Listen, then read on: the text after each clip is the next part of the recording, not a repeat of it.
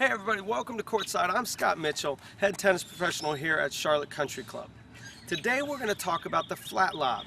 Leagues are starting all over the country. We're finally getting some great weather, as you can see. And so we need to talk about some of the basics to some of our strokes. And today, the flat lob. So let's take a look at it. Come to the court with me. Let's get right to work. With the flat lob, I want you to think more of a punch or maybe a volley motion. When you attempt your volley, it's a short, compact punch. A lot of players that I see around, when I'm traveling around, they try to take these big backswings and try to control it as they make contact with the ball. So it's a big backswing and they slow it down as they hit.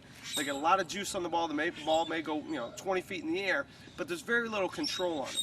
So what you want to do is you want to think about the flat lob more like a volley that you're just going to punch upward. Your momentum, if you're running, is going to add a little bit of power to it. Remember, if they're at the net, you don't need the ball to go to the baseline. You just need to get it past them, which is probably a little bit beyond the service line, 3/4 court area, but not super deep. So let's take a look at some of the things that I see that people do wrong.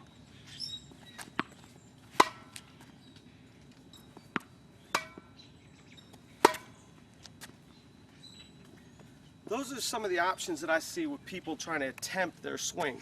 Big back swings, long follow-throughs, maybe a short back swing and just kind of whip at it.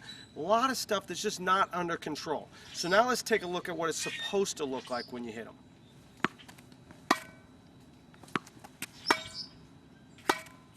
As you can see, when I was done with my flat lob, I had my strings pointing up towards the sky. I didn't take a big backswing, just enough to get it a little bit of juice to get it up in the air. But my target's up in the air, so I punched upward, and I didn't follow through, I didn't get wristy, I didn't take the big backswing like a ground stroke. I punched it more like a volley, get it up in the air, and about 3/4 court to the service line is about as deep as it needs to go. You don't need to aim for the baseline. 3/4 court to the service line, that'll get it over their head. It's called a flat lob or your defensive lob. Take that to the court. Hopefully that'll help you and beat your teams this coming season. I will see you next time on Courtside. I'm Scott Mitchell.